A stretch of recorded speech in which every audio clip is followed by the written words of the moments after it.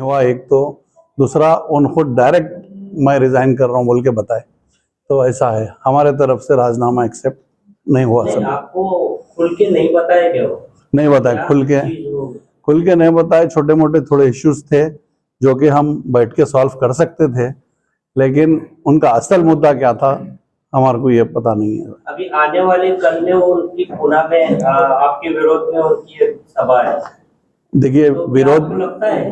नहीं साहब, ऐसा विरोध में नहीं। डेली जब से वो गए रोज एक बात चल रही कि फारूक भाई वो पार्टी में जा रहे हैं, फारूक भाई ये पार्टी में जा रहे हैं। हाँ, मैं ये समझता हूँ कि कल भी वो कोई सभा नहीं है, ये कुछ बातें हैं, अफवाहें हैं। अगर हुआ तो देखेंगे, सामने रहेगा जो भी है। अगर वो कुछ स्टेप ले रहे हैं तो वो उनका पर्सनल है, मजलिस इत्तेहादुल मुस्लिमीन से कोई उसका ताल्लुक नहीं है। फारूक भाई शादी जाने की वजह से पार्टी को क्या फर्क पड़ेगा, फायदा होगा नुकसान होगा? देखिए दो चीज है, फायदा नुकसान का तो आप लोग भी बोल सकते हैं। फारूक साहब जाने से जमात में ऐसा है कि कोई भी यहाँ पे 2014 से देख रहे हैं आप लोग, मजलिस इत्तेहादुल मुस्लिमीन है, हम 2 MLA लड़े, कॉरपोरेशन लड़े, वो टाइम भी कोई सदर थे।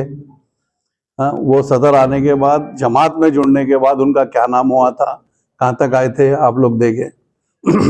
फिर उसके बाद उन्होंने क्यों निकले, जब भी जमात का कुछ पे कोई वो नहीं था, लेकिन कोई वजह से उन्होंने निकले, ना हम उनके बारे में बुरा बोले।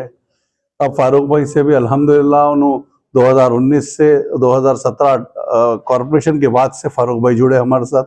जब से लेके आज तक उन्होंने बहुत अच्छा काम करे, हमारे तरफ से कोई शिकायत नहीं है। हाँ, ये बात है आप जैसा बोल रहे हैं कि 2 दिन पहले जो उन्होंने इस्तीफा देने से थोड़ा पब्लिक में एक बातचीत चली, लेकिन ये भी बातचीत चली कि ऐसा 2 दिन पहले फारूक साहब हाथ छोड़ के नहीं जाना था, कि अवाम उनके साथ जुड़ी हुई थी। हम भी उनको पूरी जिम्मेदारी दिए थे, मजलिस इत्तेहादुल मुस्लिमीन, असदुद्दीन अवैसी साहब, इम्तियाज जलील साहब, उनको इतनी जिम्मेदारी दे दिए थे कि हम कोई चीज के ऊपर उनके ऊपर क्वेश्चन नहीं कर रहे थे। तो उनका भी फर्ज बनता था कि पूरा इलेक्शन करा के अगर उनके दिल में कुछ था तो करके जाना था, मगर हमारे को कोई उनके ऊपर एतराज नहीं है। उनकी मर्जी, उनका क्या सोच थी वो उनका लुकआउट है, और जमात को उनसे कोई प्रॉब्लम नहीं थी। नहीं, ऐसा कुछ नहीं है। वो भी हमारे पास उनके जो भी कैंडिडेट्स बोले थे वो बोले थे, थोड़े चेंजेस हुए। उन्होंने रहते तो एक अलग हो सकता था कि अलग होते थे होंगे कैंडिडेट, उन्होंने नहीं रहने की वजह से भी कुछ वजह से हमारे को थोड़े स्टेप्स हटा के लेने पड़े। ये जमात का फैसला था, सदर साहब से, इम्तियाज जलील साहब से, असद साहब से बात होकर जो है हम फैसले ले रहे थे। तो फारूक साहब नहीं थे तो थोड़े बहुत सीटों में इधर उधर हुआ, बल्कि उन्होंने जो चाह रहे थे वैसा ही अल्हम्दुलिल्लाह 70-80% वैसा ही हो।